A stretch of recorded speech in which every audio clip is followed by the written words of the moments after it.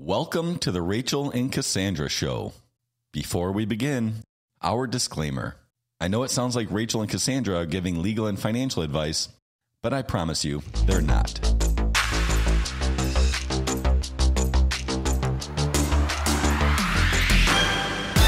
Hello, everybody. Welcome to today's show with Rachele and Cassandra and two special guests. We literally have a full house today. We are here with Les Harris and Aaron Gurgul. Did I say that right, Aaron? You did. Okay. These are my two new friends from UTEC, and they're here today because we have a very timely topic. Today we're talking about technology in real estate, and not necessarily from the agent's perspective, but smart home technology. It's literally freaking everywhere. So, and I have some opinions about the matter, but I think we should start by letting Les tell us who he is, and then Aaron tell us who you are. Sounds good. Let's roll. All right. Thank you very much for the introduction. So my name is Les Harris, and I'm a director of sales for advanced technologies for UTEC, which is a technology firm located in Ann Arbor, Michigan. And we actually met Rachele here in the podcasting studios, and it's fun because our recording times kind of cross over, so we get to run into each other. So I really want to thank you and appreciate the invite. It's very courteous of you. Well, I'm grateful to have you guys here. Well, thank you. Aaron, take it away. Tell us who you are. Hey, I'm Aaron Gurgul. I'm the director of technology here at UTEC. So I run our IT operation. I help build the solution that we go out to the public with. And Les and his team, they work on selling it. There you go. So did you say what UTEC stands for? So UTEC is a company started in 1975, and it was a typewriter repair.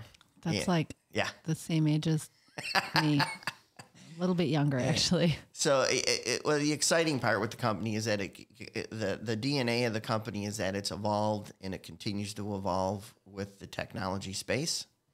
But current ownership is Kevin Van Cannel, and he acquired the company in 2008.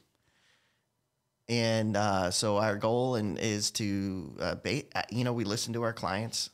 We hear what our clients ask for, and we help them with their businesses. Okay. So we're going to go a little slower. What does UTEC stand for? So in 2000, the company's former name was University Technologies. Oh. So gotcha. That little contraction. Gotcha. And then what do you guys do? Like literally, technology is such a... That's a nebulous... Oh, I do technology. Yeah. Okay. Get specific, please. We consider ourselves a managed technology service provider. And basically what that is we like to say anything with a power cord and a blinky light we can support. I like that. So who are your clients?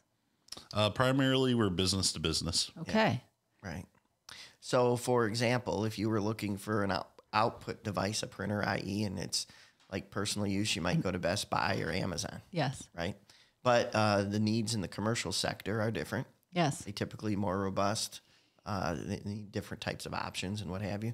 That's our clientele that we work with. Okay. So and I'm not saying this to be an asshole, but how are you qualified to talk to me about technology in homes? Well, you want me to I that? know the answer to that. Right. I'd like to know. We'll start it out, and then Aaron will take it out, because this is a huge topic from a technology perspective. Yeah, and from a real estate perspective as well. Oh, I can imagine. I would. So a lot of it, let's talk about the accelerator, COVID. Yes. Okay. So technology was evolving into a mobile experience. Correct. So let's say you've got a business and you've got 20 employees, whatever. Could be 20,000. It doesn't matter.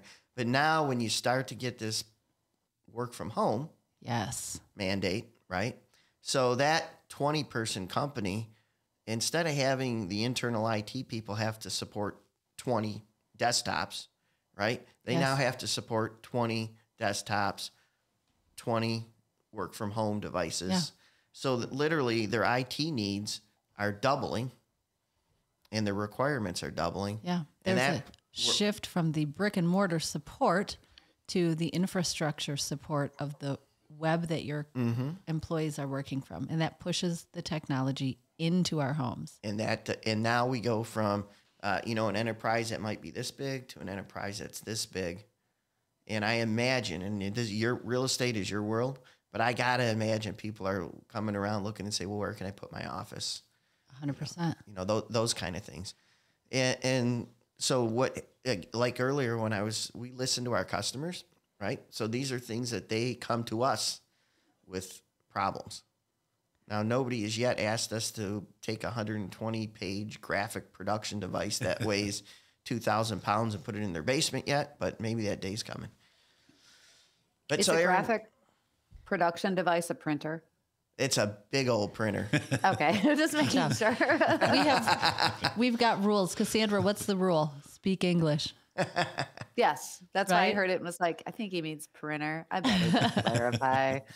Yeah, Cassandra, some of these printers are bigger than the vehicles that we drive. Yeah. Wow. Yeah. So, it depends on tasks. It's a tool, And Does it get jammed? Paper jam. If it's a printer, yes, it does. Yes. Yeah, printers have to deal with static electricity, which, because the paper's running through it and it causes a lot of static, and that usually creates jams. And Really? Oh, yeah. Now here's what happens is Hold on. Pro tip. If I wipe it down with a microfiber cloth or something, how can I degauss it? Degaussing. Fucking You ready? $5 word, right? Yeah. Here's the $10 best word, Rachel. The best way you can impact it before you put the paper in the tray, Yeah. you fan it. Fanning the paper. Yep. That old classic move. Yep. There's a reason it's a classic. It works. It does something. It's not just showing off that you have a printer. Okay. It degausses it. Degausses. I love it. Okay. That sounds like some type of a dinner at a fancy restaurant. It does. Can we have the degauss, please? Or it could be a fancy restaurant. The name of the Going restaurant. to Le Degauss. That's right. With a French accent, everything sounds good too. Okay, so back to technology in the home. Yeah. So we're talking about pushing people back to, pushing workers to working from their little technology pods at home. So I don't even know if I should bounce this to you. It's just that nebulous word technology. Like, okay, we got a data. I'm just going to do this and get it out of the way. I brought an MLS data input sheet because technology and the connectedness of the world, the Internet of Things, as they say, it's not new. I have an MLS input sheet. When I list a house for sale, I have this antiquated check boxes. They're not even drop downs, you guys. You got to read all the fucking boxes. Yeah. You can't search it and Here Aaron, are can you hand me one? I just want to see that cover sheet. I'm curious. I've never seen one of these. This is for Real Comp. That's the MLS I'm part of. Yeah. It's probably so old it has a in-house vacuum listed. Can you this is where the technology pieces are addressed, and you're going to laugh when I tell you what's included in them. 1, high-speed internet available. Okay. Home energy management system. What the hell does that mean? Intercom is still an option. Programmable thermostat. These are supposed to be selling features of a home. Security alarm, sound system, and I felt like that was a reach, but that is technology, and utility smart meter. And then in the accessibility features, which is handicap accessible, I'm not even sure if the word handicap is still allowed, but you get what I'm saying. Right. Differently abled, whatever you got to call it. Right. There are accessibility features, and there are 2 pieces of technology there. Smart technology. Pretty broad. That is, right, pretty broad. That could mean so many things. And standby generator. And that's it. That's it for tech. Now you go into actual homes, and I see you brought props. Toys. Yes, toys. We're going to, let me reframe that. You brought toys. Yeah. These are things that are just in our homes. Right, yeah. They creep in. So, you want me to talk about these now? I do. If you're ready to talk about them now, please. I can't see what they are.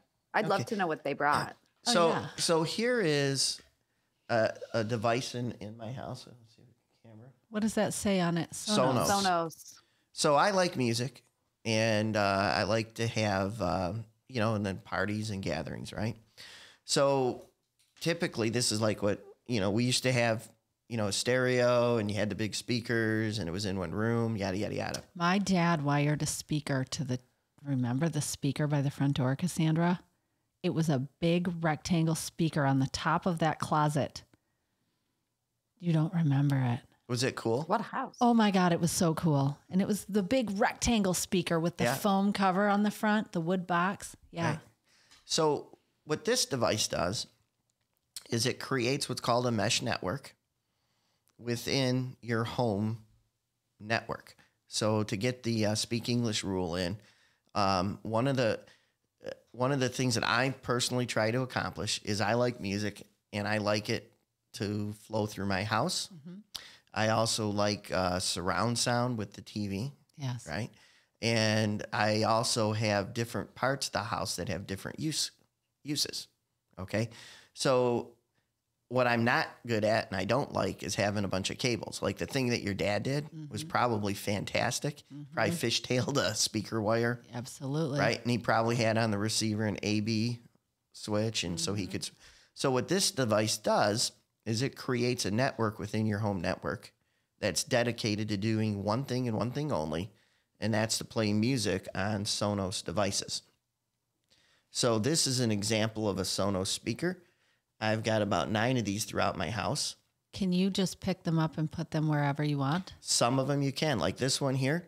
One of the benefits of the mesh network is when I go out to work in the yard, I just pick this up and take it with me. So the mesh network is like a blanket of connectedness with the devices that are on that network. Yes. Okay. And just to get a little more wacky, when a device like this gets on to the mesh, this then becomes a point. So what does that mean? A point? An edge point of the network. So picture a mesh as that little white box is kind of like the heart, right? Yes. Every one of these that connect to it, they then become a wireless access point for the other devices on the network. So if I brought that to the edge of the mesh network, that it expands it further out, I can then daisy chain them out into my neighbor's yard. Correct. If I set one down every 20 feet or something. And so the beauty of it is, let's say you've got that device in the center of the home, right? You've got one of these 10 feet away from it. You've got another one 20 feet away. You got another one 15 feet away. But this device is actually connecting to the one that's 15 feet away, right? It's not connecting directly to that. Okay. If that device goes offline that it's connecting to, it will search to see, is there other devices that I can connect to? And as long as it can, it'll continue to stream the music. So awesome. So what does that mean? All right, here's what it means. A lot of folks, myself included, have Bluetooth devices, a little Bluetooth speaker, you carry it with you, that kind of thing. Yes. So let's say I put a Bluetooth speaker in the family room and I put a Bluetooth speaker out on the deck because I'm working out there. How do I get the same music to play so that there's no lag? How do you do that? You can't. You really can't. So, but with a mesh network, right, I can have the music playing in my basement or the music playing in my home office or the music playing in the family room, upstairs in the bedrooms, out on the deck. They're all playing the same song, all driven through this. Now that... If you're not watching, he's holding his cell phone. That's this. Yeah, that's this. So one of the other things that it allows me to do is now I can search any type of music service I want because it's based off of an app. And so if I'm a Spotify, if I'm an Apple, whatever my streaming service du jour, right? And then like for me in my office when I'm working, I like to listen to classical music, right? So I have that playing in the background. And then somebody in the family room can be playing entirely different music. Oh, that's kind of awesome. Yeah. So in the bedrooms where there's these types of speakers, right? They can play all what they want, or we can bring them all together. And I also have a couple of these hooked up to my TV set, so it gives me wireless surround sound. So how does that show up on I'm assuming there's one app to access. I'm imagining this is like my Alexa setup. I'm new to even having Alexas. That's right. But I can see them all. They all have names. I named them after the Brady Bunch characters. Cool. Yeah. Marsha, Greg, Jan, Cindy, Bobby, Peter. See, that's Alice. creativity. That's creativity. I got stuff like home office, basement, bedroom one, bedroom two. You're winning because I go, shit, is Jan in the living room or the master bathroom? I can't remember. Okay, so when you pull this up on your app, you can see where all the speakers are. Correct. How do you make sure that you're only the one listening to classical music in your office? So it'll list out, it lists all the different locations separately, right? And then when I want to group them, I just press the group button. It says, which ones do you want to group? So you can pre-create groups. You could be like, absolutely, make the whole kitchen, living, dining area one group, and then you can rock party it out time. Right. So here's some fun things that I've done with it, right? So, you know, with the COVID thing, we all started cooking more at home, you know, not going out. Did we though? I mean, you did maybe. So let's say I'm trying to learn a Italian restaurant, right? So I'll go to the app and I'll pull in a radio station from Italy and create some ambiance. Yeah, right. Nice. Mexican food, like for Mexican food, I've got a full playlist. You know, of different, so it's like a Mexican restaurant. You're like teaching me how to live right now. What a good idea. So I got two of my kids that have spent 4 or 5 years studying French, right? So je parle français. Yeah, don't even try that because what I do is I just go like this, and I'll bring in, you know, Radio France or Paris, and you know, just to get them in the mode. Oui. Yeah, there you go. So that's an example, right, of a. It's just fun. Smart device technology. Yeah, and then in the you home. had it on your list there. They called it sound system, I think. Yes. So when they made that list, what they were thinking is what your dad did. But what I'm saying is that this is a way that a technophobe, because you just go buy this, right? Plug it in. So and I'm going to go a little bit in the weeds because I'm going to anchor this with real estate. So one of the conversations that happens around this sort of shit is if I list that house with sound system and we're not crystal clear with the seller, that is personal property. Yeah. If it's wired into the home, it's considered part of the home. But the move toward wireless is creating some blurred lines. Sure, I could see that. About who owns that. So hey, if I was from what I know as being a real estate buyer, everything has a price tag. Everything it does. Right? Everything's for sale for the right price. That's true, but we have a lender here, and she will tell you, correct me if I'm wrong, if I'm starting to negotiate your personal property, that can't have anything to do with our mortgage documentation. And I can't negotiate, really. Price. Say again, Cassandra? It can't have anything to do with the agreed upon sales price or value of the home. Okay. So here's a different spin on it. And then I'm just spitballing. Let's do it. Question. I'm selling, if I was in the real estate business and I had a nice property and I wanted ambience, I'd have 3 of these things. Yeah. And I'd walk right into that house on my open house day and I'd build a network right off my phone. I'd put a speaker in the basement. I'd put a speaker in the middle floor and I'd put a speaker upstairs and have some kind of. Make people feel feelings. That is literally the key to winning in real estate is make them feel the good feelings. So and that is awesome. That's kind of, you know, from the real estate. Go ahead. Question. Yeah. Could I get one of those, the little white square, and take it with me to my open houses along with my 3 speakers, tap into whatever network is available in the house and do that for my open houses? Yeah, that's what I was just saying. I thought you meant as Mr. Seller, you would do that. No, if I was an agent, I'd buy 3 of these things. I'd put one in the basement, one in the middle floor, and one upstairs. Are you getting a commission from the Sonos people? No, but I've been accused of that because when people walk through my house, they go, because it's one of those things people ask, they go, how is this music coming throughout the house? They just ask it because it's unusual. And then some of these things are just phenomenal. They are. I'm going to also agree. We have Sonos in our house and they sound amazing. Yeah. They are. Amazing. If you're listening, I'm not allowed to buy myself anything new for the whole year, but I can accept gifts. That's just putting that out there. Go to Costco. They got the 2 set. They sell them in bunches of 2, and Are you offering to buy? I literally can't buy myself anything new for a year. All right, second Tuesday of Second next hand. week, I'll meet you there. And All right, make a deal. Okay. All right, so that's what that toy is. I brought this toy too. Yes, let's talk about this toy. This is as exciting as it doesn't get. Is that Yeah, a wireless access point? No. Oh. This is my network attached storage device. So this one in particular is about 4 years old. Oh my God, what a good idea. Yeah. I didn't even know this existed. Yep. So this is an old one and it still works. So what I have here, so you got to go back in time a little bit. 4 years ago, iCloud was kind of goofy. OneDrive was still in, so this is it's either 2 or 3 terabytes of storage. So now when I come home, Is it wireless? yeah. What is it called? It's power, and I do Sure. have I cable it into my modem. But I could sniff, Yeah. like if I put one of those in my house, I could sniff it out from my laptop and then not have to store everything. Because if my internet goes out, I can't access some of my documents. Right. So my stuff is set so that when I walk in, and I have backup on all my personal devices, and they back up here. So all my photos that I have in iCloud are also here.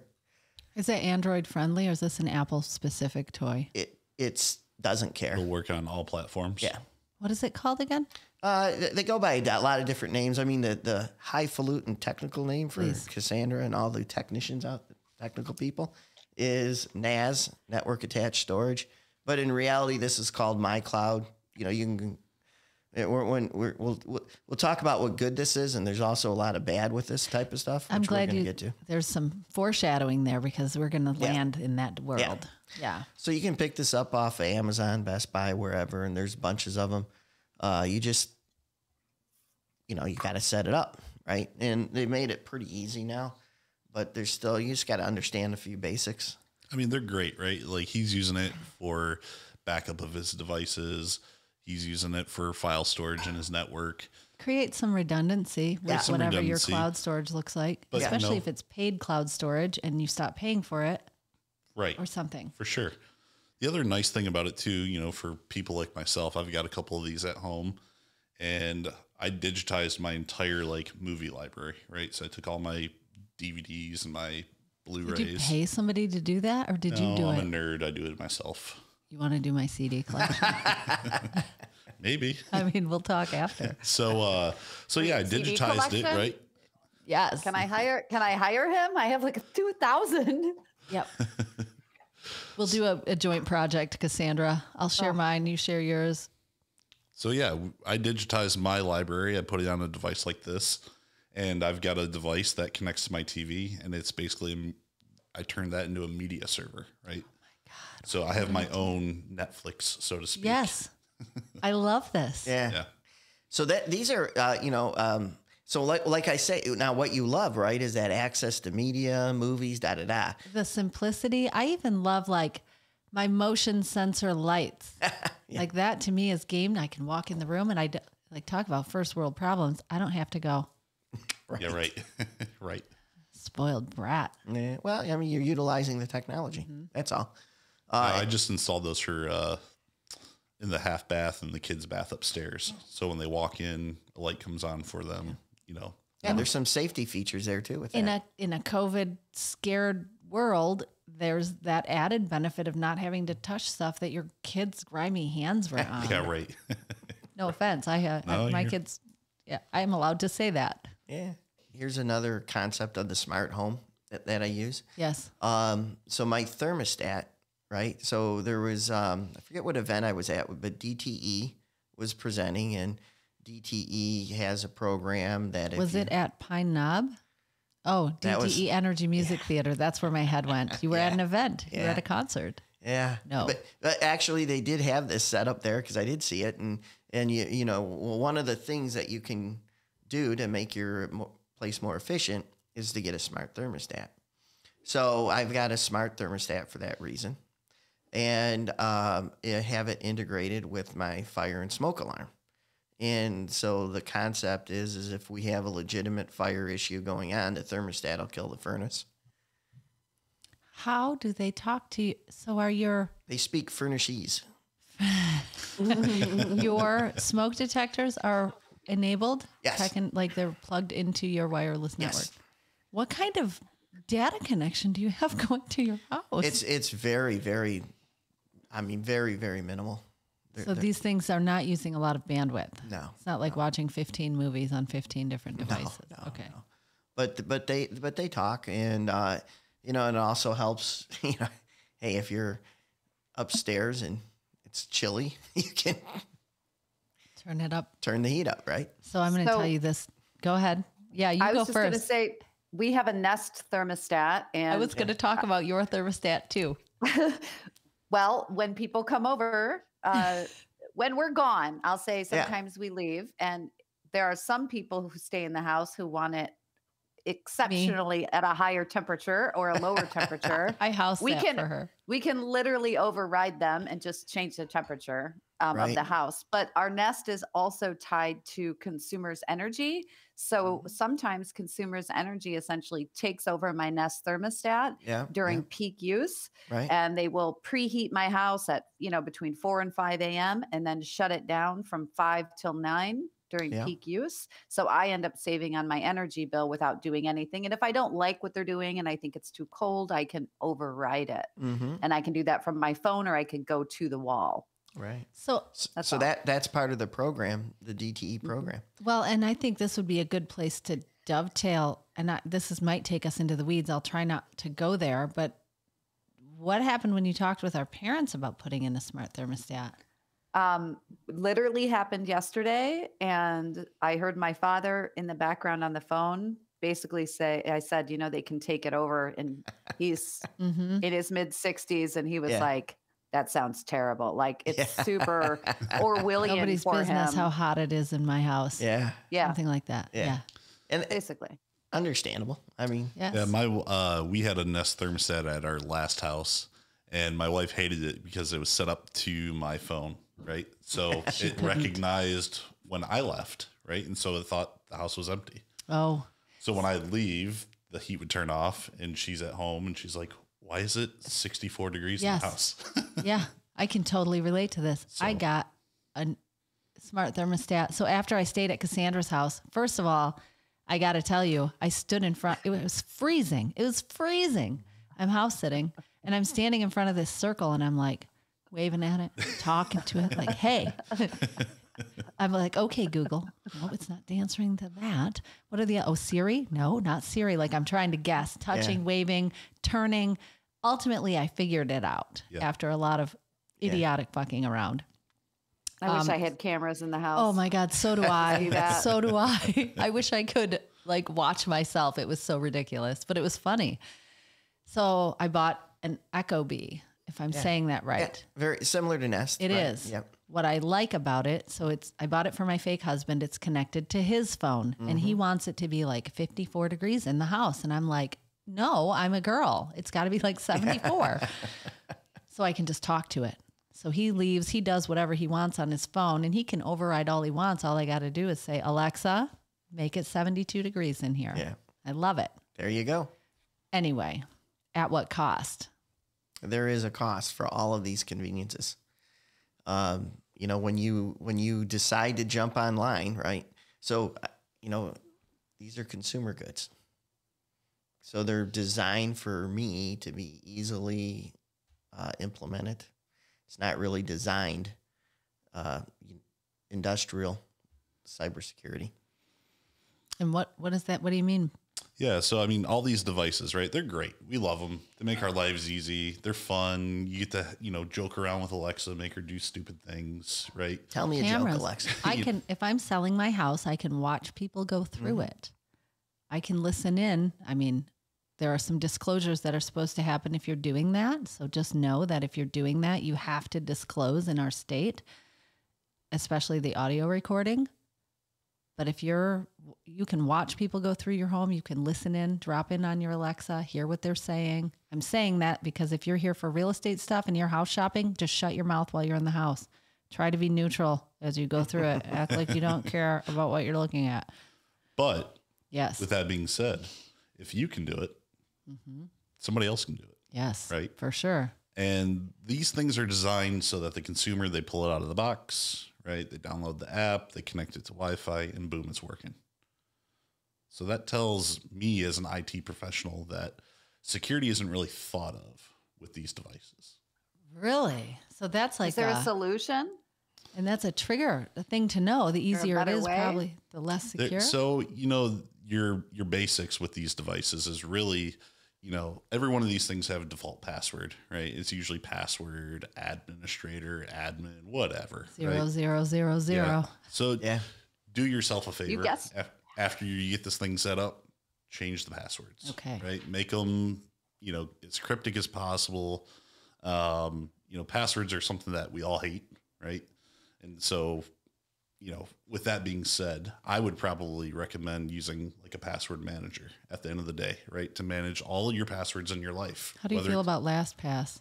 Love it. Okay. Been using it for almost a decade at this point. Really? We resell it. It's a great product. We use it Okay. internally for all of our employees. Okay. Love it. What about password generators? LastPass does that for you. Does it? Yep. I just started using it Yeah, 3 so- months ago. LastPass will generate a password for you all day. And again, I And would those tend to be more secure than what I think of on my own, which is my oldest child's first name and Yeah. my second child's middle So name. personally, I've got, I think, 240 passwords in my password vault right now. I don't know any of them. Right. Okay. They're all 26 characters long. They're completely randomized, upper, lower symbols, numbers, all of that. Right. It's stressing me out just so I can visualize this crazy password. He only needs But one, though. I only have to remember the one to get into my vault. So, but yeah, these things, like I said, they don't really come with security built in. So if you can eavesdrop, on somebody walking through a home, a cyber criminal can do the same thing, right? Your Wi-Fi connected thermostat, right? It knows when you're home, when you're away. Cyber criminal gets control of that device. So is that a real thing, though? Is this like a hypothetical fear, or is somebody out there really giving a shit about if I'm home or not so they can come? Can I answer that one? Yeah. So last year on the eastern seaboard of the United States, oil or the gas line was shut down, and that there was what was the ransomware on that one? Colonial was, I want to say 19 mil. Yeah, so let's call it $20 million ransomware, right? So that was traced back to a person, a work from home employee, and the hack emanated from there. They were able to get to Colonial network via unsecured home employee. So they've. And, all right, I gotta slow this down. They went in through, like, hypothetically. No, it wasn't. Well, no. I was gonna use let's imagine that you were the hacker, and you would hack into my company's infrastructure through my personal home thermostat. But is that accurate? Am I following the path? So it's an entry point into your network, which you're using to connect to corporate resources. Okay, right. I'm actually using it to connect to people like Cassandra and very sensitive information in many cases. So, also let's bring your question about the hypothetical, right? Yeah. So this was a $19 million ransomware. So it isn't like some kid in high school who's wearing a hood hacked in and, said, hey, I'm going to put, these are organized attacks. The cyber world today is organized. It's a business. They have help desks. They have technical support. For hacking? Absolutely. It is shocking. It's a legitimate business, right? It's on track right now. Cybercrime in general is on track, not just ransomware, cybercrime. So that's ransomware, that's data exfiltration, that's data breaches, all that stuff is on track to be a $10.5 trillion industry by 2025. Legit, though? Wouldn't that be like if we put together a gang of people and just went and started breaking into homes? How do you have a help desk for that?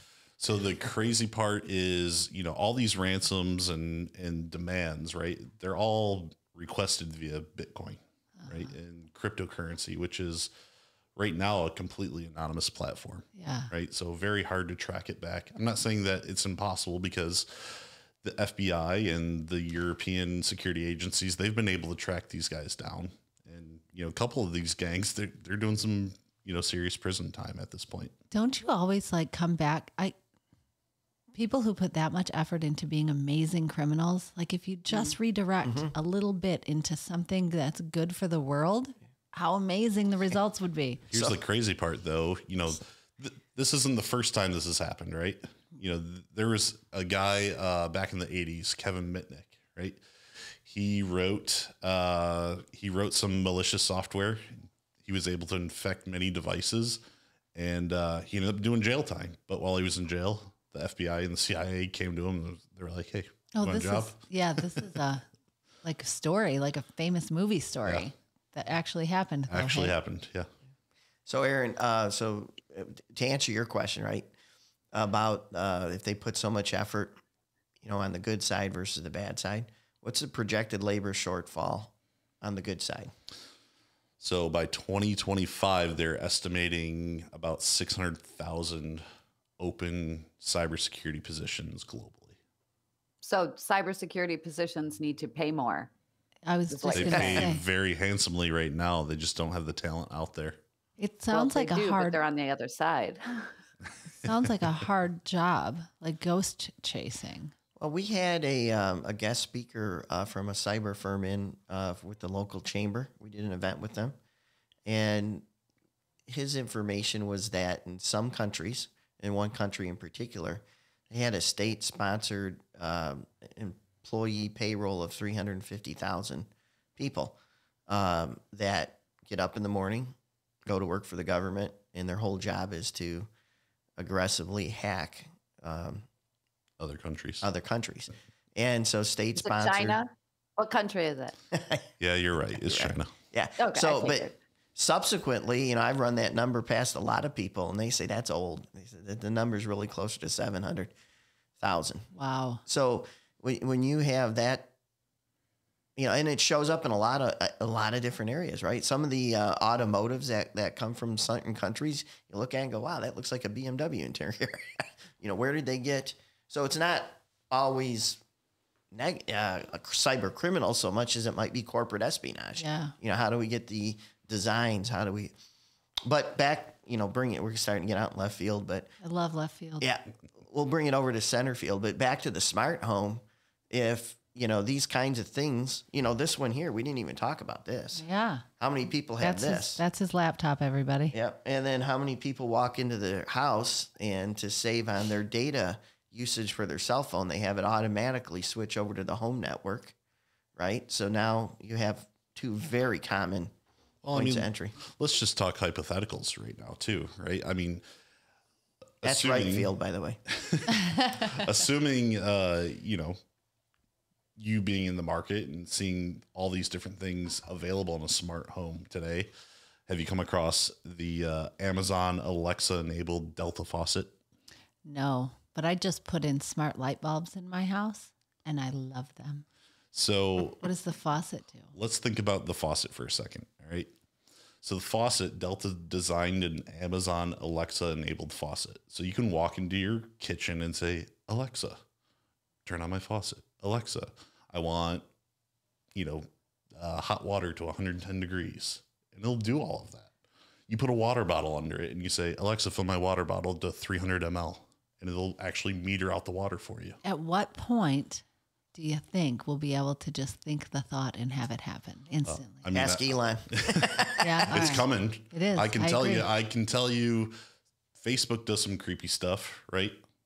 There's stuff that I have never said in my life, but I've thought about it, And they know. and I've got freaking ads in my newsfeed about it. Same. Same. So There's like an AI version of you out there that's built and accurate. Yeah. I said this on last week's show. I think we are creating as we were created. So this is literally the next inherent evolution of the suchness of the universe, really. yeah, The suchness. I know. That's technical suchness, isn't it? What do you mean? The suchness of the world. Yes, it is. Yeah. That is the correct term. Yeah. Yeah, That's what I thought. technically Yeah. speaking. Well- We'll call that a $5 word too. Yeah. In I context. do have a question. Does a VPN help at all? it does. So A VPN can be a couple different things, right? So what does VPN stand for? Virtual Private Network. Thank you. Yes. So you can have a VPN to connect you back to your corporate business, right? To get to company resources, your file server. If you want to do some type of remote printing from your house before you get to the office, so on and so forth. And it creates that secure connection between your home office and your corporate network, right? The other option for a VPN is you can download something like a Nord VPN or a Proto VPN. What do those words mean? Are those brands? Those are brands. And so what that does is it creates, anonymous connections for you as an internet user. The theory behind that is if you are using a VPN for personal web traffic, it makes your data protected, right? A lot less. Is that really protected or hypothetically protected? I feel like on paper protected, but yeah. So, I feel like your data stream is going to be captured either way, right? You mean my incognito tab doesn't cover my tracks when I look at porn? Your incognito does nothing for you. Dang it. Other than protect you from all your shopping history from your spouse. It's nice that you gave me shopping history. So, a VPN, there's benefits to it, right? As far as being anonymous on the web. Sounds like it makes it maybe less easy to hack your stuff if you go that route. Yeah. Yep. But Aaron, what's the current length of time of a corporate hack before you even know that you've gotten hacked? So right now, the statistics show that if there is a cyber event in your environment, the hacker has been inside your environment on average 226 days before they've That's like before they've laid year. out their actual attack. Right. So they know every in and out. Wow. They know all about you as a business. They know what sensitive data you have. Used to be, like with ransomware, they just ransom your system, encrypt your data, and then give you 48 to 72 hours to pay the ransom, right? And then people started getting wise and they started doing better backups, right? And so then they were like, well, I'm not paying the ransom, I have a backup. So they restore from backup. Then the guys changed their mode of operandi and they're like, all right, now we're going to search for backup devices on the network. Oh. So we're going to encrypt the production so they environment. Can find that. Yep. They're going to ransom your production environment and they're going to ransom your backup device. And now you have no other option, right? Other than pay the ransom or start fresh. Now they've taken it a step further because, again, people got better with their backup posture and they're not just doing, on-site backups. They're replicating data to the cloud or they're replicating to another offline device. Yeah, so right? you've got like 3 places minimum where your stuff exists, plus your local location where you work with it every day. Correct. So now, because people are, again, privy to how they're operating, they've changed the game again. So what they're doing now, because they have access to your network on average 226 days, is they are taking data that they find is sensitive, right, with personal identifiable information, whether that's, first name, last name, physical addresses, social security numbers, phone numbers, email addresses, right, stuff to identify you as a person. And they're exfiltrating that data first. What does that mean, exfiltrating? So they're stealing that data. Oh. Right. And then they encrypt your data and then they send you a ransom note and they say, hey, ABC company, just want to let you know, we've encrypted your data. We're giving you 72 hours to pay. And if you don't believe us, here's a sample of what we've encrypted.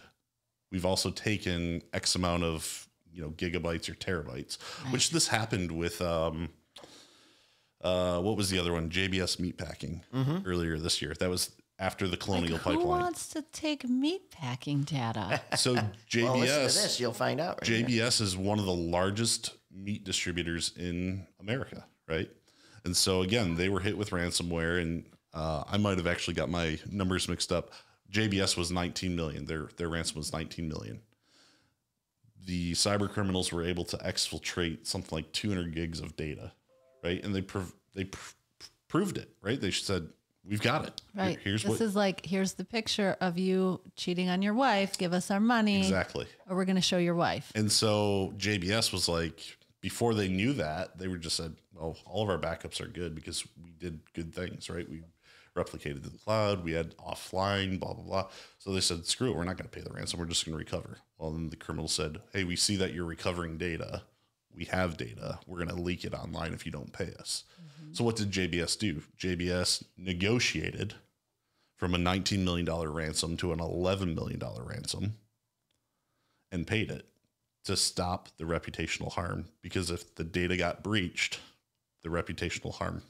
Did the criminals unencrypt and let them go, or did they get the money and do the bad thing anyway? Nope. That's the weird ethical layer with it, right? This is how it's a business now, right? You've paid me, and I told you in the ransom, if you pay me, I'm going to give you everything you need to get back in business. So why wouldn't they just do it again? So they may. That's the thing. Yeah. That's why the FBI, they don't recommend paying, because it just further enforces them to, target you. But what they'll also say, though, is, you pay, right? And we give it to you. And by the way, here's the phone number for our help desk in case you have trouble. Right. You can work directly with our technicians to get your shit back. Get your stuff. Yeah. Wow. Yeah, it's crazy. It's very. It really is. But most folks don't know how organized it is. I'm sorry. What can the average person do? Like, okay, so VPN, maybe use LastPass. Do you use like Tor as a browser, or what are some really not Tor is your phone? You're only using Tor if you're trying to do nefarious things.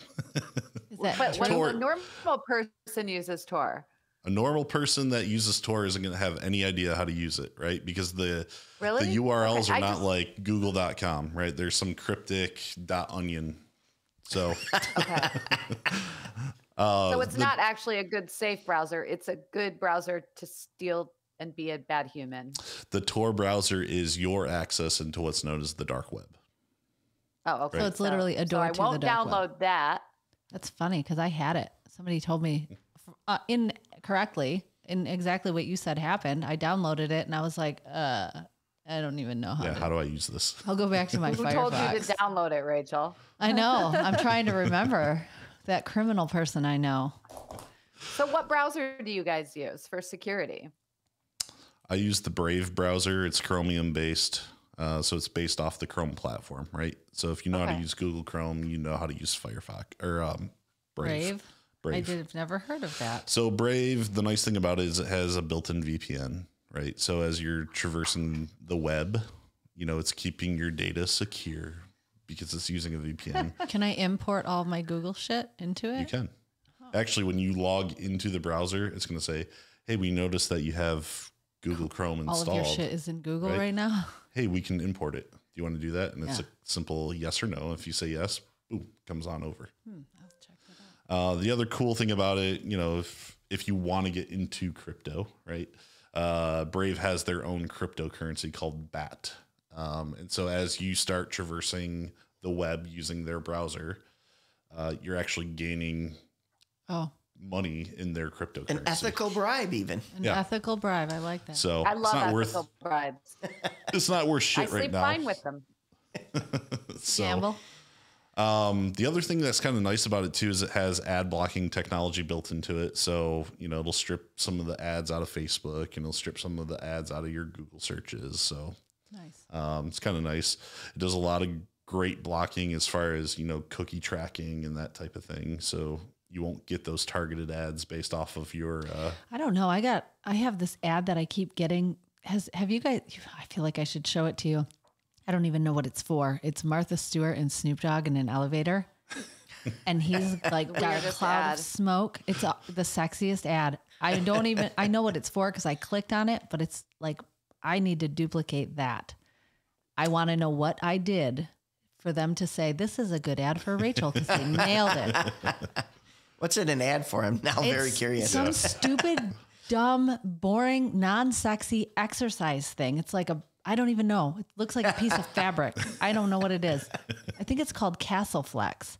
But Snoop has this cloud of smoke coming out of his face. Martha is sitting on a chair and she unwraps this cupcake and holds it up and Snoop kisses it. And she just goes, it's perfect. It's so weird. Anyway, that's in the You're weeds. talking about it. So I know. That's the important I know. thing, right? It has definite real estate in my head. So I'm looking at it now. It's amazing. It is. Such an amazing ad. Anyway, so but I can get rid of that with this Brave browser Yep. or some of those types of experiences. Yeah. Because they're not all that good. Mostly I'm like, get Yeah. out of my head. I don't need these stupid floor mats. I already bought them. Right. Yeah. Going back to these guys here, right? The question I think started out was how do we secure your home network with having these types of devices? So again, changing the default passwords on them, making sure that the firmware on these things are up to date. The firmware is kind of like the operating system that makes the device function, right? So firmware updates kind of equal security enhancements? Usually, yeah.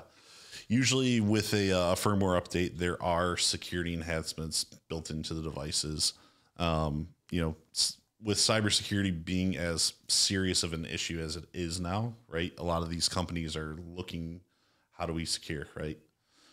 Especially with people working from home now, right? Because every one of these, again, could be a potential entry point into your network, which could be a potential endpoint to the corporate. Yeah, so this is the new hat that the employers of remote employees have to put on, because now every single one of their employees is a potentially unlocked door into the building, if you will. Yeah. So, cybersecurity analysts right now believe that these things are going to be the primary targets moving forward. Yeah. Because, again, security's not really thought behind them and the remote workforce. Back to the very earlier example, company with 20 employees. With 20 networks to support or spots to support seats, it's now 40. Yeah. It's because they now have to, and most companies, they don't, right? Because they say, well, it's their home. They'll take care of it. They issue you your laptop and give you your little key dial in if they're pretty tech savvy. A lot of companies don't even do that. Yeah. I'll shorten the story real quick. We were doing an event a few years back, and one of the speakers was did penetration tests, right? That's, yeah, right. I was waiting for that. I was pretending it wasn't happening. Yeah, I know. But anyway, the example he gave is he said basically salespeople are really, loose personalities, if you will. Yeah. So he had delivered a proposal and he didn't get the proposal. So he followed the VP of sales for that company home. Just parked his car right out on the curb, hacked his home network, right? Just like what we're talking about. Went in and got into his laptop, pulled down their customer list, pulled down their selling price, cost, gross profit margin numbers, that kind of deal. So in his follow-up meeting with him, he just laid him on the table and said, this is why you need it. And he got his contract. Yeah. Now, that's a pretty brazen move, but it shows you that what we almost like social engineering, right? Wow. He identified the person in the company that he thought would be most vulnerable. And I don't know how true with this a contract. Yeah. I don't know how true the story is, but I saw the story on Reddit, and basically there was a technology company looking to hire a technician, right? A network administrator, a system administrator. And this guy basically hacked the company's HR system and created himself an interview appointment and showed up, and they were like, who are you? He says, well, I'm here for the job. Well, we don't, he says, no, check your calendar. So they check this. Okay, yeah, we got an interview with you. Okay. And so he sits down and the guy says, all right, so why should we hire you? And he says, well, I made the appointment for myself today, so I think you need somebody like me. wow. Hey, speaking of the earlier comment you made about the legitimacy of this industry, if you will, they actually have a convention in Las Vegas. What is it called? DEF CON. Yeah. The hacker convention? Yeah. Tell them about the guy that got the job with the FBI there. With the hotel rooms. Oh, yeah. So DEF CON, yeah. So DEF CON is a hacker convention held in Las Vegas every year. Can I do a timeout? I kind of want to go. Yeah. So, Aaron, tell them what nobody brings when they, because it's so bizarre. Yeah, they recommend, so they take all the ATMs out of the hotel, right? Oh. They turn off all corporate Wi-Fi in the hotel. And they tell you, do not turn Bluetooth on your phone. Do not turn on Wi-Fi on your phone. Do not do any of these things anywhere near this facility, right? Because it has the world's best hackers here. Right. They're literally just, that's what they do. Yeah, they're sharing ideas, best practices. And so this event is actually sponsored by the FBI, Department of Homeland Security, the CIA. Is that like open information? Like, do they slather their brands all over it? I don't know that they slather their brands on it, but they are heavy sponsors of it, and they do show up to these events. So looking for employees. Yeah. Right. So a guy shows up, and he finds that there is, a hotel Wi-Fi being broadcasted, and he says, all right, well, let's see what I can do with it. So he starts running all his tools. He is able to get from a public Wi-Fi network into the corporate infrastructure. And he was able to reset all the codes on all the rooms. And lock everybody out. So the hotel staff had to recheck in 800 guests because he reset all the door codes. Oh, my. And so now they're scrambling, like, how the hell did this happen, right? And so the FBI, they've got their team. They're running forensics. They find out. They pinpoint the guy. They see him off in the corner. And they're like, what are you doing? He's like, I saw that it was open, so I wanted to see what I could do. That's it. Just wanted to see what I could do.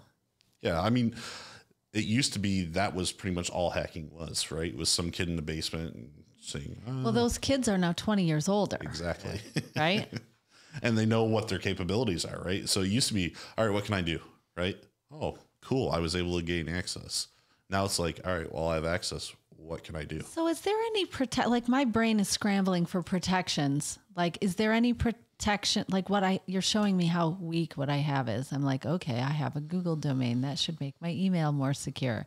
Do I need, I have a password protected data point in my house for Wi-Fi. And then I have a unprotected one strong password for guests. No, it's dumb. It is. It's dumb. Here's your first line of defense. It is, right? It your first name, 1, 2, 3? No, not quite that dumb. It's a little less dumb, but it's dumb. Do you have any pets? Yeah, no, I do, but it's not that either. I mean, ask me those. Yeah, let's talk about the stupid Facebook quizzes that everybody's answering all of their security questions. Literally just giving away everything. Yeah. What was the name of your first grade teacher? What town were you born in? Hello. All right, where was I going with this? You were asking. Yeah. Okay, so if I have one modem router at my house, and I have my network that my stuff is connected to, and then I have a separate free one, is there any protection at all in there? I don't have to share a password. If you come to my house, you can just hop on. Yeah. So it's a guest network, right? Yes. So it's nice that you have that set up, right? But because they go to the same device, so it doesn't really matter. They do go to the same device, but that device, in theory, right, should be segmenting that data for you. Should I bring in a second internet drop till I can have my work channel and then house shit? So in a perfect world, from a cyber standpoint, from an IT professional standpoint, you'd basically build yourself a mini network, right, and start segmenting the traffic. So you'll have you to build. I was just going to say, I don't think I can hire them. I don't think I can. I think I need a residential. You guys do small time, like girl at home shit? So what I can say to that is if you wanted to hire us for your business, right, and you've got people working remotely, then we can come up with solutions for you, right? But no, we don't typically go into the consumer's home today and do the solutions that we're discussing today. How is the average? That's why we're all so vulnerable. There's nobody to hire to help us do this shit.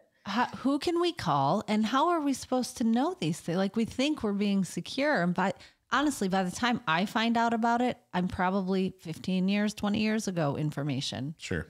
In reality. So what I'll say to that is, I know Best Buy, they've got their Vivint team. Yeah, I know. But there's like really, McDonald's there's not a tech. ton of guys out there that are just focusing on home security, right? The home security that they're focusing on is really the physical layer, right? Putting in a Ring doorbell, Right. You know, putting in some security cameras, an alarm system, what have you.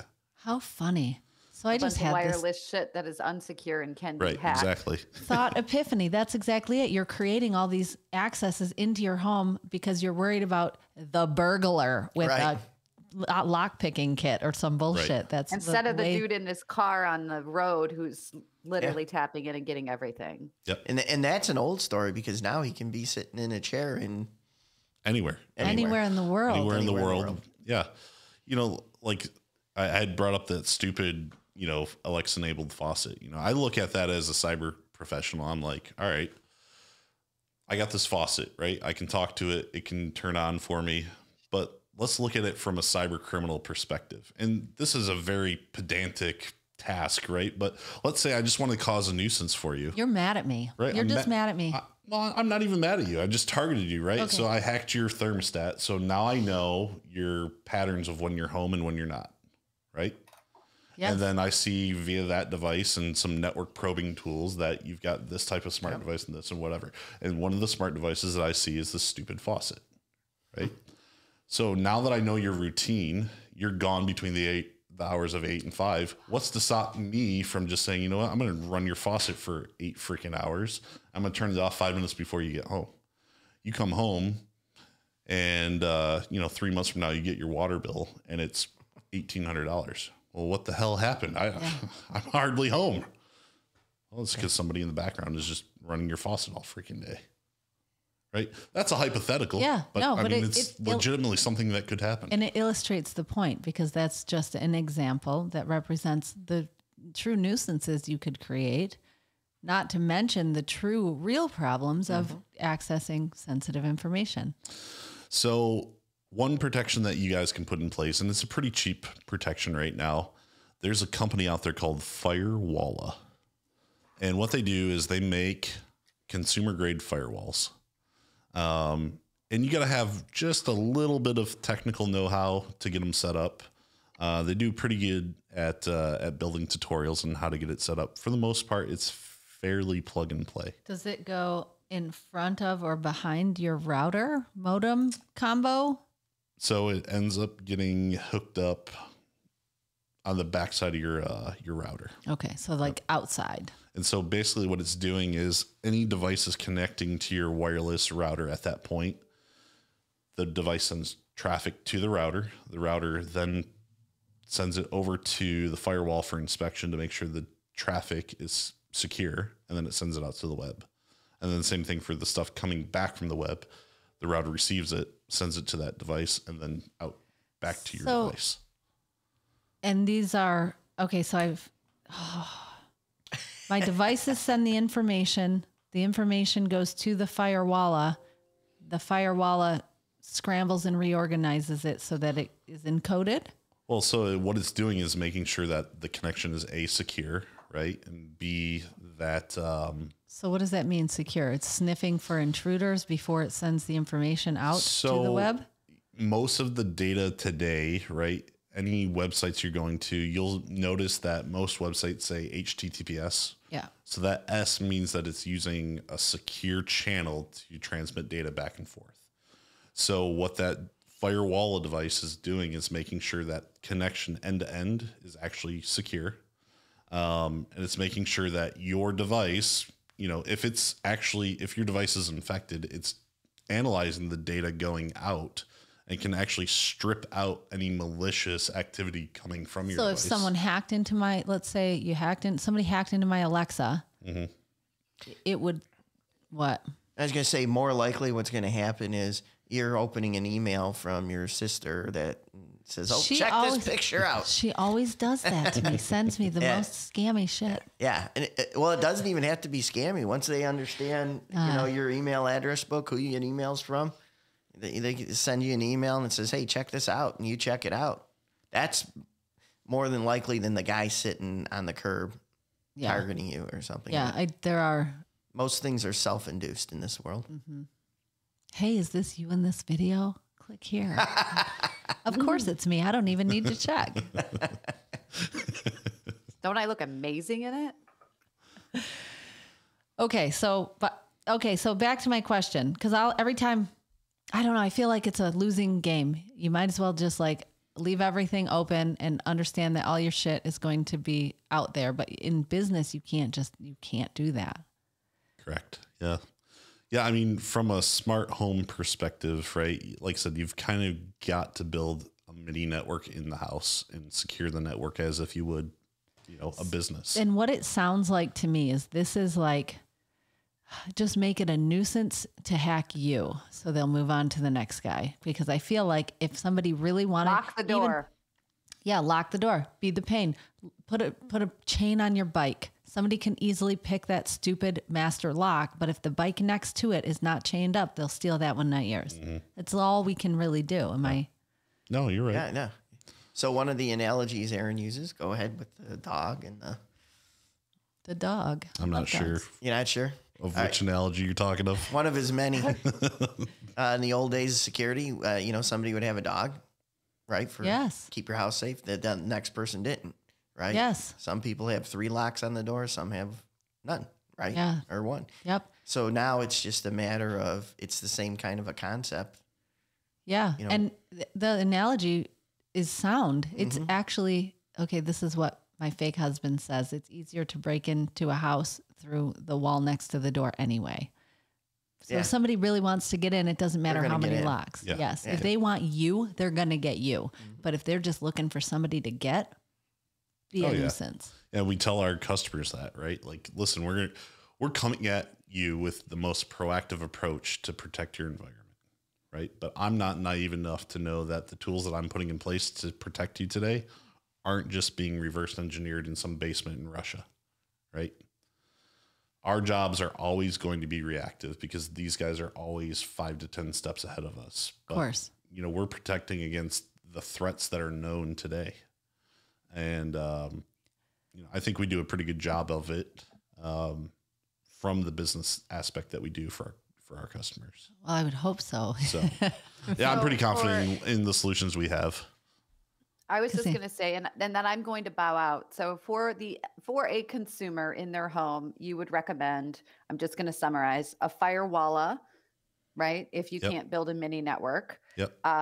Change your passwords, the default passwords on your devices. Store your passwords in Lastpass in a secure area, not in like a Google spreadsheet like I do because I'm an idiot. Use Brave as your browser, right? Just as an extra layer of security. And then make sure your firmware is updated on all of your devices, like constantly, right? Just accept the updates because they're there to protect you. Did I miss anything? No, I think that's a good list. Okay. Good summary. I'm going to bow out. Thank you. I'm going to let Rachel finish up. And I you hope just you guys have a stole great my weekend. thunder, so I got nothing else. You literally just stole my summary. I can't wait to hear how the ending goes when this leak comes out because I am excited. Bye. Bye. See ya. Nice to meet you. I'm not even kidding. That's literally what I do at the end of every episode, and she just hijacked. But it's important. I would add to that, as a consumer, your options are to enjoy the conveniences and do it smartly, or really get left in the dust. And I'm thinking back to the beginning of the show. Cassandra's talking about our dad not wanting consumers to be able to control the temperature of his house. And I get where that comes from because it feels so big brother. But what happens if you don't? And then 3 years later, 5 years later, 10 years later, now you just don't know what's going on. Right? You're right. You're completely disconnected. It's disorienting to be out for 10 years. And I will say, though, if you talk to cybersecurity professionals in the marketplace today and you ask them about the smart home, they're doing all the old school stuff, manual locks. The dog in the house, a gun in the closet, so on and so forth. Yeah. So. And it's you're literally just, I don't know. I feel like the advice is just make yourself a nuisance to hack. So they'll go hack someone else. Yeah. You're kicking the can. Yep. Huh. Well, that's annoying, but makes me honestly feel better about using the technology that I do use comfortably because it's actually not that hard to be a nuisance to hack. Right. You could just follow those 4 or 5 things. What about, and I know that we're supposed to be talking about smart homes, but from a real estate professional standpoint, I deal with a lot of sensitive data. Mm-hmm. How can I protect my clients' information? You know, real estate is a weird industry. I'm an independent contractor. Yeah. I cannot tell you how many Gmail accounts and AOLs and Right. not even, and does it matter if I have my own URL, if I have the domain, does that give me a more secure email or is that false too? Too many questions? Well, No, not at all. We can talk about those this. are all great questions. So having your own domain, I think, is great from a professional business standpoint. Agreed. Right? But from a security From a standpoint. security standpoint, absolutely. By having your own domain, then you're not just stuck using a consumer Gmail box, right? You're actually able to spin up a Google Workspace, or if you wanted to go Office 365, that's your other option out there, right? And the beauty of having either of those platforms is that Google and Microsoft, they generally have additional security features built into those platforms. Because now you're a paying customer. Correct. So, but with that being said, a lot of that stuff's not turned on by default, right? So you got to know what you're doing to go in and make those changes. Now, see, I did not know that. I feel like I'm exposing myself here, but I'd rather know and be able to correct it than pretend that I have it all figured out. So go into my Google Workspace or my Office 360 and make sure that the security features are turned on. Yep. Is there anything to be said for having this? I feel like the answer is going to be no. But if I'm using Google Workspace, but I'm not storing my documents in Google, let's say I'm using OneDrive for that stuff. Like, is there any annoyance in having to try and figure out where my shit is if it's not in the first place you look? Or is it all connected on the back end anyway? Who owns that information, Aaron? You as the customer, you own the information. Okay. Right? Yes. So I'm the linchpin. It's all comes back to here. So you're hosting the data in Microsoft or Google's data center, right? And I'm going to make an assumption here, right? Do it. My assumption is that you probably believe that Google or Microsoft has your back as far as your data, right? Define has my back. So you probably expect that they're making backups of your data. I actually do not. I don't expect that they're making backups. So you're one of the few, right? Because the common misconception out there is that Microsoft or Google has your back as a user of their platform and that they're making backups of your data. Their job is to make sure that your data is accessible, right? Yes. They're doing backups of their systems to make sure that your data accessibility is not 99.99%. So most people believe, hey, I'm good because I'm backing my data up to the cloud. Okay. Do you see the difference? Yes. Right. The system is what they're backing up. So hold on, I had a question. If I am storing my data on the cloud and I accidentally delete it all, Google doesn't have a copy of it, right? Correct. Understood. However, what I do expect is if I store my data in the cloud, let's say I'm using Google to do that, I expect that they are protecting it from somebody else hacking it. But I guess that might be dumb because I think in visual terms. So I'm imagining, let's say I have one channel between me and my computer accessing my data, and I'm the only one who has the password. I haven't shared any files, this hypothetical bullshit scenario, but I've got everything in my Google Drive and I'm the only one who can access it. I presume that Google is protecting it from other people coming in from behind, like accessing the room, if you will. They are. But what they can't do is protect the data from somebody hacking my system and using my doorway into the room. Correct. Okay. The other thing that they can't necessarily protect against right now, and it's been proven both on the Google Workspace environment and Office 365, is that there are certain strains of malware that have been written so that you can get an email. And if you're using, I don't know if you're using the Outlook client on your machine or not, but if you're accessing your Gmail via the web and you open an infected attachment, there are strains of malware that can actually infect your mailbox and then also your drive data. Nice. And basically ransomware your data in Google's cloud. So total personal side question. Does Outlook talk and play nicely with Google now? Because I don't use my Outlook because when I initially set that up, they just wouldn't play together. They couldn't. It works. The calendar is generally funky. Yeah, I'm not surprised. Yeah. Calendar issues all over the place over there. Huh. And that's another place that somebody could access my stuff. If I make a calendar invite and send it to you, which I do constantly, somebody could hack your shit, go to that calendar invite, backtrack through my email. Am I right? Yeah. So Absolutely. we have that issue with corporate clients because they'll, corporation or the company will put in all the controls, everything necessary, and then the people will save it to their personal OneDrive. Mm-hmm. How do you win? You can't. It's just chasing You're just shadows. really smart. It's education. Yeah. It's a good amount of education. And then, like I said, for our customers, we've got many layers that we put in place. Cybersecurity has to be a layered approach. Yeah. It sounds like it. It used to be, back in the day, if you had a managed firewall and antivirus, you were good. It's just not the case anymore. So do you guys build custom solutions? If someone calls you, let's imagine I call you with my little real estate team and I'm like, hey, can you build me something? I'm guessing that you're going to be able to tell me what I need since I clearly don't know, and then build something that will do what I need it to do. Yes, so you're absolutely. constantly building custom products. You have to. The beauty is the stack that I've built is pretty replicatable across a customer base. You have something that's scalable and pick the pieces that maybe I can afford and need most. Yep. Yes. So, do you have your calendar available?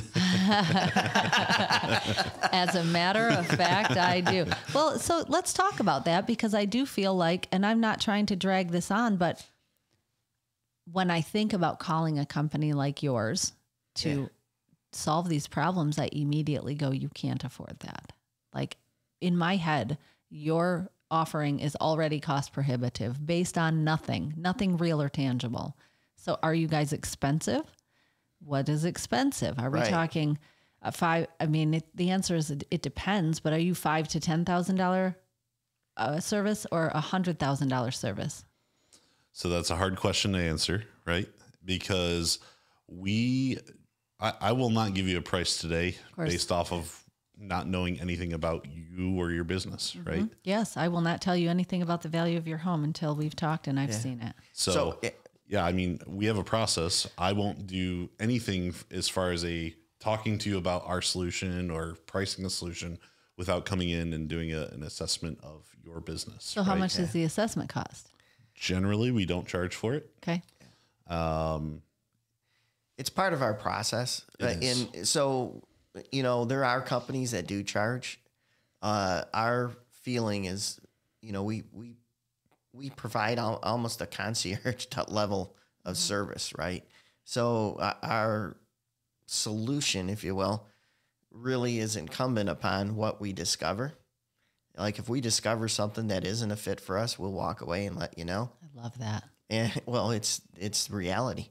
But if we find something, we give you your options, and we hope that we can make you a raving fan and you become highly referenceable and invite us on the podcast and wonderful things. Touche. I love it. But it all starts there. We're also very heavy in documentation. Another thing that we find out with IT is that companies have people that move around a lot. And then so one person who thinks this is my a great... God. Yeah, this whole layer of the mobile workforce. People are like, I'm going to go on vacation for 6 weeks and work from there. You have that on your plate now too. Yeah. So what do you do, right? And if you don't document, and then the other thing is worker mobility with the Great Resignation. So this person designs and develops the network and says, well, I want to go work in Florida, whatever, leaves your company. Next person comes in without documentation. It's a total rebuild. Yeah. What did they build? I don't know. Right. And there's not a physical, simple to understand thing in front of you to look at. Right. That's wild. It is. The whole meta conversation. Oh, it's clearly it's clearly real. Mm-hmm. Like, Yeah, I mean, that is the next reality. I assume you've seen the movie WALL-E. Yes. Yeah, that's going to be us in 15 years. And honestly, if it takes that long. I think that is a very encumbered representation of what that reality will actually be. I mean, so the thought process out there, which is what's kind of driving meta, right, is that, global warming is a reality, right? For sure. And that our planet is going to be so uninhabitable, hostile, right? Oh, as an that's a nicer word, right? Hostile, that you're not going to want to leave your home. But us as humans, we have to have some type of interaction, right? And we all do the Zooms and whatever, and it's personal, but it's not, right? Because it's a 2D plane. Yes. Now, the metaverse, right? It's a 3D. It's 3D. You get to put a virtual reality headset on, and if you guys want to meet in a virtual office, you absolutely can do it. And it feels like what we're doing right now, right? So complete that equation. Like, the irony, it's an exciting conversation. And the irony is, in order to create this, we have to consume more of the planet faster. Right. Like, literally, I think about this with COVID. Now, this is like totally not real estate related, but these are things that I think about. With COVID, I think some point in the future, they're going to take a core sample of the planet and find like a mask and glove and plastic layer like nothing you've ever seen. Yeah, right. Like, I go to a hotel and there's a new sticker on the door. The remote control is in a bag now. Right. We're killing the planet faster by trying to stay alive. Right. Humans are weird. Very, very deep thought there. But I don't know if it's deep, but it occupies some space up here. And the technology, the same. Like, I love it. And I love what it can do for us. I love that you can walk into your house and have music, classical music in your office, and your kids can listen to whatever the heck is hip now. And then at the same time, you're vulnerable. So now you got to chase that vulnerability. And so it goes. I love technology, but it scares the shit out of me. And this from a tech guy, people. Yeah. So if you're scared, it's okay. You're not alone. Right. All right. Parting words. Like, what advice? For me personally, it's enjoy the technology, but just be smart about it. Understand it's a nefarious world out there, and do some very basic items for yourself. Yeah. Make it easy for honest people to be honest. Yes. Very nice. Yeah, I mean, I agree. These are great products. They were brought to the marketplace, for making our lives easier, making our lives a little more fun. It's nice to be able to walk into a room and say, Alexa, turn on the lamp, or, if you got the fancy bulbs, change the color to blue. Oh, right? I love it. I love my reading light. It's my favorite one. So it's fun, right? And it's just, again, it's designed to make our lives easier. But yeah, do the basics of changing out default passwords, and, just be cognizant of what you're doing. And understand that everything you plug in expands your vulnerability. It really does. By that plugin. Yep. Absolutely. All right. So rewind the podcast and listen to Cassandra's summary. She touched on all the things. And we're going to can we put contact information for these guys and their company in the show notes? Absolutely. Okay. So we'll have that for you guys. If you have specific questions, you can reach out. Should they ask for somebody specific, or is this just like call in and talk to customer service? Ask for Les. Call and ask for Les. And if you're lucky, then Les will connect you to Aaron, who builds the things. Is that right? I build the things. God, you guys, I feel like we have to do this again to unpack all the things. And by the time we do that, guess what? There's going to be a new suitcase to unpack. It's moving that quick. Yeah. It's cool though. Yeah. So, well, thank you. I can't thank you guys enough. Appreciate I really the courtesy. Appreciate you coming in and sharing. I'm going to go home and change some passwords now. Thank you. The info given is current as of this recording, but remember, the market changes and real estate is hyper local.